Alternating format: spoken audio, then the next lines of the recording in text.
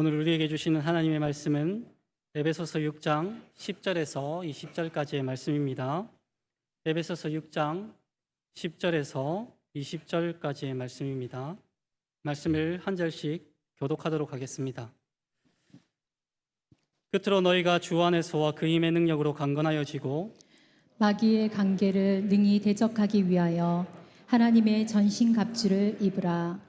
우리의 씨름은 혈과 육을 상대하는 것이 아니요 통치자들과 권세들과 이 어둠의 세상 주관자들과 하늘에 있는 악의 영들을 상대함이라. 그러므로 하나님의 전신갑주를 취하라. 이는 악한 날에 너희가 능히 대적하고 모든 일을 행한 후에 서기 위함이라. 그런즉 서서 진리로 너희 허리띠를 띠고 의의 호심병을 붙이고 평안의 복음이 준비한 것으로 신을 신고 모든 것 위에 믿음의 방패를 가지고 이로써 능히 악한 자의 모든 불화살을 소멸하고 구원의 투구와 성령의 검 곧 하나님의 말씀을 가지라. 모든 기도와 간구를 하되 항상 성령 안에서 기도하고 이를 위하여 깨어 구하기를 항상 힘쓰며 여러 성도를 위하여 구하라. 또 나를 위하여 구할 것은 내게 말씀을 주사 나로 입을 열어 복음의 비밀을 담대히 알리게 하옵소서 할 것이니. 함께 읽겠습니다. 이 일을 위하여 내가 쇠사슬에 매인 사신이 된 것은 나로 이 일에 당연히 할 말을 담대히 하게 하려 하심이라. 아멘. 오늘 이 시간 영적 전쟁을 선포하라라는 제목으로 말씀을 증거하도록 하겠습니다. 우리가 그 전에 옆 사람을 보면서 인사하도록 하겠습니다. 만나서 반갑습니다 라고 그렇게 인사하도록 하겠습니다. 네, 만나서 반갑습니다. 만나서 반갑습니다. 네, 오늘도 새로운 주일이 시작되었습니다. 여러분, 오늘 이 시간 말씀을 증거하도록 하겠습니다. 우리의 삶은 다양한 시험과 고난으로 어려움을 겪기도 합니다. 물론 그 중에는 하나님께서 허락하신 시험도 있지만 우리의 정욕과 과실로 인한 시험을 그렇게 겪기도 합니다. 그런데 여기서 우리가 가장 경계하고 피해야 할 시험은 바로 사단으로 인한 시험일 것입니다. 왜냐하면 사단은 누른 사자처럼 두루다니며 삼킬 자를 찾기 때문입니다. 그러므로 우리는 사단의 먹잇감이 되지 않도록 늘 깨어 근신해야 할 것입니다. 그렇게 할 때 우리는 사단의 공격을 능히 감당할 수 있기 때문이죠. 한편 바울은 성도들이 영적 전쟁을 감당하기 위해서 하나님의 전신갑주를 입으라고 그렇게 말했습니다. 왜냐하면 주님을 믿는 성도들은 사단의 공격 대상이 될 수 있기 때문입니다. 그래서 바울은 성도들이 하나님의 무기를 가지고 영적 전쟁을 감당하기를 원했는데요. 그뿐 아니라 바울은 에베소 교회 성도들에게 사단이 실제로 존재한다는 그러한 사실을 언급하기도 하죠. 그것은 무엇을 의미하냐면 사단은 그저 막연한 어떤 존재가 아니라 우리의 가정이나 우리의 일터, 그리고 더 나아가서는 나라와 열방 가운데 존재한다는 것을 뜻하기도 합니다. 그렇다면 사단은 이 땅에서 어떻게 존재하고 있습니까? 사단은 우리가 생각하는 것처럼 무섭고 위협적인 존재로 역사하는 것이 아니라 우리 주변에 광명한 천사처럼 돌아다니면서 아주 은밀하게 우리를 유혹하고 있습니다. 예를 들면 스마트폰에 저장된 게임으로 우리를 유혹하기도 하고요. 어떨 때는 음란한 동영상으로 우리를 유혹하기도 합니다. 그리고 어떨 때는 달콤한 술 한 잔으로 우리를 유혹하기도 하죠. 이처럼 사단은 아주 은밀하게 우리를 유혹하지만 우리가 그런 사단의 유혹에 한번 넘어지기 시작하면 그때부터 헤어나오기란 여간 쉽지 않습니다. 그러므로 여러분에게 은밀히 다가오는 사단의 유혹이 있다면 예수 그리스도의 이름으로 영적 전쟁을 선포하시기를 간절히 소망합니다. 그렇게 할 때 여러분 모두 주님 안에서 승리할 수 있을 것입니다. 한편 종교개혁자 마틴 루터는 이 죄라는 것에 대해서 이렇게 말했습니다. 새가 하늘 위로 날아다니는 것은 우리가 막을 수는 없지만 새가 우리 머리 위에 둥지를 트는 것은 막을 수 있다고 그렇게 말했습니다. 그 말의 의미가 뭐냐면 죄가 우리 주변을 맴도는 것은 우리의 의지로 어떻게 막을 수는 없지만 죄가 우리 마음에 자리를 잡는 것은 우리 의지로 막을 수 있다고 그렇게 말했던 것이죠. 그만큼 우리 주변에는 죄의 유혹들이 많이 있다는 것입니다. 그런데 우리가 이 정도는 괜찮겠지라는 안일한 생각으로 불신자들과 술자리를 즐긴다든지 혹은 불신자들이나 하는 욕설과 음담패설을 즐긴다면 어떻게 되겠습니까? 그런 삶이 지속되면 지속될수록 여러분들이 간직하고 있던 예배에 대한 기쁨은 점점 상실되고 말 것입니다. 그리고 여러분들이 주님의 은혜를 다시 회복하는 데는 아주 오랜 시간이 걸리게 되겠죠. 나는 괜찮을 거야. 나는 한두 주 예배 드리면 다시 회복할 수 있겠지. 그런 생각은 정말 오산입니다. 왜냐하면 이 죄라는 것은 성령 하나님을 근심시키기 때문입니다. 오늘 이 시간 여러분을 짓누르고 있는 그런 죄악이 있다면 예수 그리스도의 이름으로 영적 전쟁을 선포하시기를 소망합니다. 그렇게 할 때 여러분이 잃어버리고 있던 주의 은혜를 다시금 회복할 수 있을 것입니다. 그 시간이 조금 더 걸린다고 할지라도 여러분 다시금 주님의 은혜의 자리에 머무셔서 그 은혜를 다시 회복하시기를 소망합니다. 그렇다면 우리는 어떻게 하면 영적 전쟁을 감당할 수 있는지 오늘 본문 말씀을 통해서 다 같이 한번 살펴보도록 하겠습니다. 첫째로 우리는 영적 전쟁을 선포해야 합니다. 그렇습니다. 우리는 주님 다시 오실 때까지 영적 전쟁을 선포해야 합니다. 에베소서 6장 10절 말씀을 우리가 다 같이 한번 읽어보도록 하겠습니다. 에베소서 6장 10절 말씀입니다. 시작. 끝으로 너희가 주 안에서와 그 힘의 능력으로 강건하여지고. 아멘. 바울은 에베소서 6장 10절 말씀을 끝으로라는 말로 그렇게 의미심장하게 시작하고 있습니다. 여기서 끝으로라는 말은 개역 한글 성경에서는 종말로라는 말로 번역하고 있는데요. 그리고 이제 또 다른 어떤 신학자는 이렇게 말하고 있습니다. 마르쿠스 바르트라는 성경 신학자는 끝으로라는 말을 남아있는 시간 동안에라는 말로 그렇게 해석하고 있습니다. 다시 말하자면 영적 전쟁은 남아있는 시간 동안에 교회가 감당해야 할 사명이라고 볼 수 있다고 그렇게 말하고 있는 것이죠. 그렇습니다. 교회가 감당해야 할 사명 중에 하나는 땅끝까지 복음을 증거하는 것이고 또 다른 하나는 주님 다시 오실 때까지 영적 전쟁을 감당하는 것입니다. 그런데 여기서 문제가 뭐냐면 남아있는 시간 동안에 성도들이 영적 전쟁을 감당하지 못하도록 방해하는 세력이 있다는 것입니다. 그 세력이 바로 사단이라는 것이죠. 그래서 사단은 성도들에게 시험거리를 늘 안겨주면서 원만한 신앙생활을 이어가지 못하도록 늘 방해한다는 것입니다. 그렇다면 이러한 영적 전쟁을 감당하기 위해서 우리는 과연 어떤 마음을 품어야 한다는 것입니까? 그것은 바로 강하고 담대한 마음을 우리가 늘 품어야 한다는 것입니다. 에베소서 1장 7절 말씀을 우리가 다 같이 한번 읽어보도록 하겠습니다. 여호수아 1장 7절 말씀입니다. 여호수아 1장 7절 말씀. 이 말씀을 한번 다 같이 읽어보도록 하겠습니다. 시작. 오직 강하고 극히 담대하여 나의 종 모세가 내게 명령한 그 율법을 다 지켜 행하고 좌로나 우로나 치우치지 말라. 그래야면 어디로 가든지 형통하리니. 아멘. 우리가 이 영적 전쟁을 능히 감당하기 위해선 마음을 강하게 하고 담대히 해야 할 것입니다. 그렇다면 우리가 어떻게 하면 이 마음을 강하게 하고 담대히 할 수 있겠습니까? 그것은 에베소서 6장 10절 후반부 말씀에 강하고 담대하게 할 수 있는 이 말씀이 잘 나타나 있습니다. 에베소서 6장 10절 후반부 말씀에서는 주 안에서 그 힘의 능력으로 강건하여지고 라고 그렇게 말씀하고 있습니다. 우리가 강건해질 수 있는 비결을 말씀하고 있는데 그거는 주님의 능력으로 강건해질 수 있다고 그렇게 말씀하고 있습니다. 바로 우리 자신이 주님 안에 거하게 될 때 주님의 능력으로 강건해질 수 있는 것입니다. 다시 말하자면 우리가 주님 안에서 신실하게 예배하고 우리가 주님 안에서 늘 깨어 기도한다면 여러분들은 영적으로 강건해질 수 있다는 것입니다. 그런데 우리가 이 강건해지는 것에 대해서도 방해를 받는데요. 그것은 뭐냐면 바로 우리가 바쁘다는 핑계로 예배를 소홀히 할 때가 많다는 것입니다. 그렇게 되면 우리의 영적인 힘은 나약해질 수밖에 없을 것입니다. 그러면 나도 모르는 사이에 우리 자신이 사단의 공격 대상이 될 수 있다는 사실을 오늘 이 시간 깨달으시길 바랍니다. 그 사실을 깨달으시고 지금부터라도 여러분의 예배 생활을 다시금 회복하시기를 소망합니다. 오늘 이 시간 여러분의 예배를 방해하는 모든 악한 세력에 대해서는 영적 전쟁을 선포하시고 주께 더 가까이 나아가시길 간절히 소망합니다. 그렇게 더 가까이 나아가실 때 여러분의 영성은 더욱 더 회복될 것입니다. 여러분, 그러한 마음으로 주께 더 가까이 나아가 예배하시는 우리 모든 수정로교회 성도님들 다 되시길 간절히 소망합니다. 한편 우리가 영적 전쟁을 능히 감당하기 위해서는 또 어떻게 해야 합니까? 둘째로 우리는 전신갑주를 입고 마귀를 대적해야 합니다.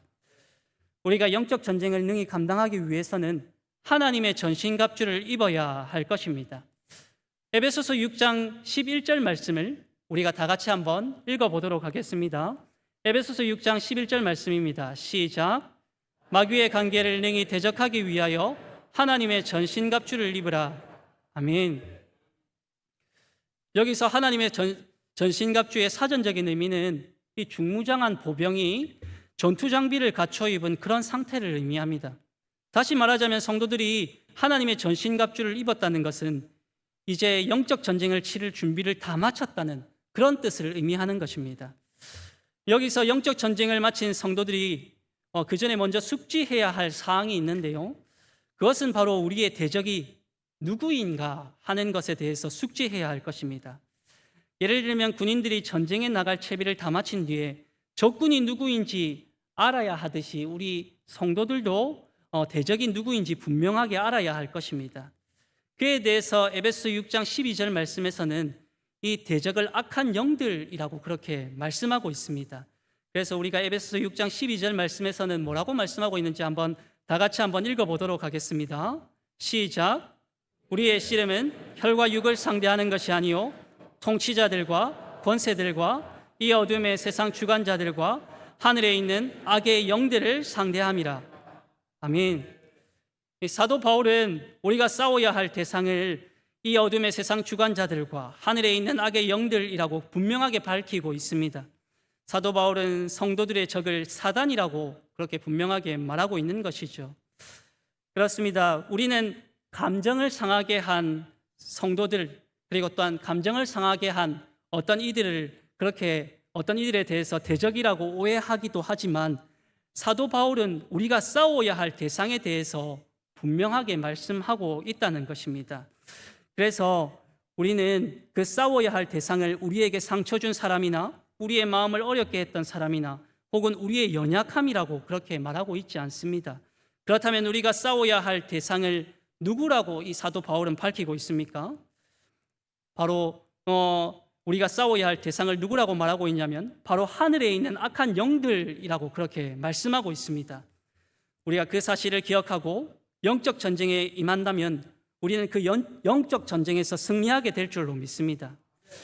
그렇다면 우리가 영적 전쟁을 감당하기 위해서 우리 성도들은 어떤 무기를 갖춰야 되겠습니까?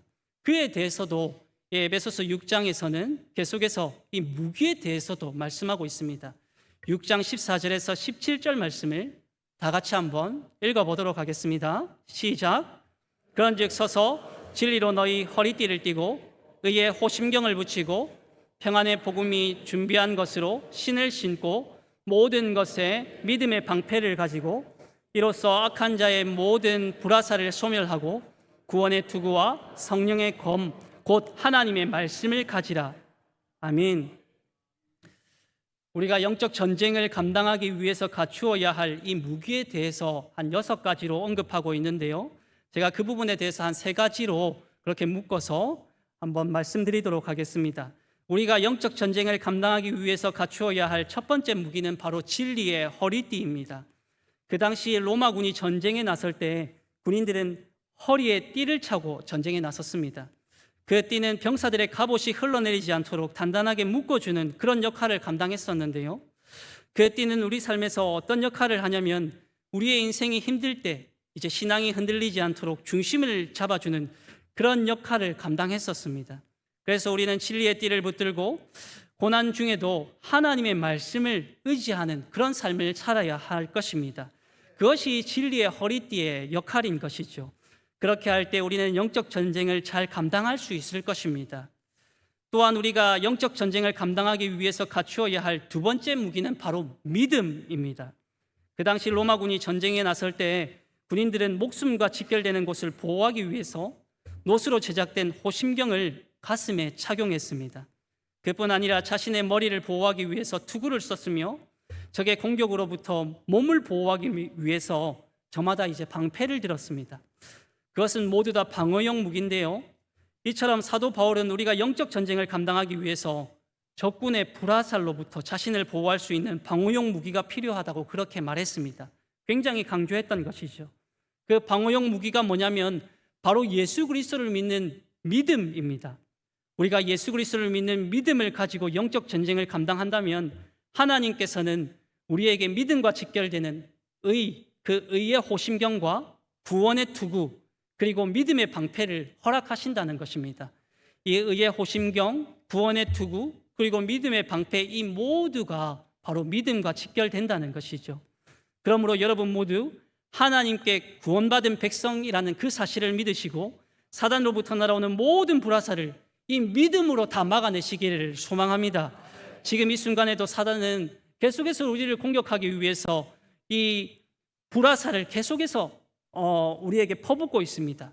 그럴 때 우리가 그 공격을 막아낼 수 있는 방법 중에 하나가 우리는 예수 그리스도의 자녀다라는 것을 믿음으로 막아내는 것입니다. 오늘 이 시간에도 믿음으로 그 모든 공격들을 다 막아내시는 우리 모든 성도님들 다 되시기를 간절히 소망합니다. 한편 영적 전쟁을 치르기 위해서 갖추어야 할 세 번째 무기는 바로 평안의 복음의 신과 성령의 검입니다. 그 당시 로마군은 전쟁에 나설 때 가장 마지막으로 군화를 신었고 그리고 또한 검을 찼습니다. 왜냐하면 군화를 신으면 군인들이 어느 곳이든 편안하게 이동할 수 있었기 때문입니다. 그래서 사도 바울은 영적 전쟁을 감당하기 위해서는 평안의 복음의 신을 신고 세상 만국으로 나아가서 성령의 검을 들고 복음을 전할 것을 그렇게 말했습니다. 그것이 이사야서 52장 7절 말씀에 잘 나타나 있는데요. 오늘 이 시간 이사야서 52장 7절 말씀을 우리가 다 같이 한번 읽어보도록 하겠습니다. 시작. 좋은 소식을 전하며 평화를 공포하며 복된 좋은 소식을 가져오며 구원을 공포하며 시온을 향하여 이르기를 내 하나님이 통치하신다 하는 자의 산을 넘는 발이 어찌 그리 아름다운가. 아멘. 이처럼 로마 군병들은 전쟁하기 편한 군화를 신고 온 전쟁터를 누볐지만 우리들은 어떤 신발을 신어야 되냐면 평안의 복음의 신을 신고 세계 만국으로 복음을 전파해야 할 것입니다. 그렇습니다. 복음은 결코 한 곳에서만 물러서는 안 됩니다. 그렇게 복음은 살아 역사하는 운동으로 전개되어야 할 것이고 그것을 감당하기 위해서 평안의 복음의 신발은 너무나도 중요한 것입니다. 그러므로 우리는 예수 그리스도라는 진리의 말씀으로 진리의 복음으로 허리를 동이고 하나님의 의로움으로 심장을 가리면서 평안의 복음의 신을 신고 세상으로 나아가야 할 것입니다. 그렇게 한다면 그 어떤 대적의 공격도 우리가 능히 물리칠 수 있을 것이라 믿습니다. 그렇게 우리가 전신갑주를 입고 세상으로 나아간다면 우리를 대적하는 그 어떤 마귀 권세들을 다 물리칠 수 있을 것입니다. 오늘 이 시간 여러분 모두 주님의 전신갑주를 취하여 입으십시오. 그리고 또한 그렇게 입고 모든 대적을 물리치시기를 소망합니다. 지금 이 순간 얼마나 많은 마귀의 불화살들이 우리를 공격하고 있습니까? 그러나 그때 우리는 어떤 무기를 지금 이 순간 장착하고 있습니까? 여러분 모두 주님 앞에서 전신갑주를 취하여 입으시고 세상으로 그렇게 담대히 나아간다면 주님께서 여러분 가운데 역사하실 줄 믿습니다. 그 사실을 믿으시기를 간절히 소망합니다. 한편 우리는 어떻게 하면 영적 전쟁을 감당할 수 있겠습니까? 셋째로 우리는 기도와 간구로 영적 전쟁을 감당해야 합니다. 우리 삶에 찾아오는 영적인 공격은 다른 사람이, 그 어떤 사람이 대신 감당해 줄 수 없습니다. 우리에게 찾아오는 영적인 공격은 기도와 간구로 감당해야 할 것입니다. 에베소서 6장 18절에서 19절 말씀을 우리가 다 같이 읽어보도록 하겠습니다. 에베소서 6장 18절에서 19절 말씀입니다. 시작.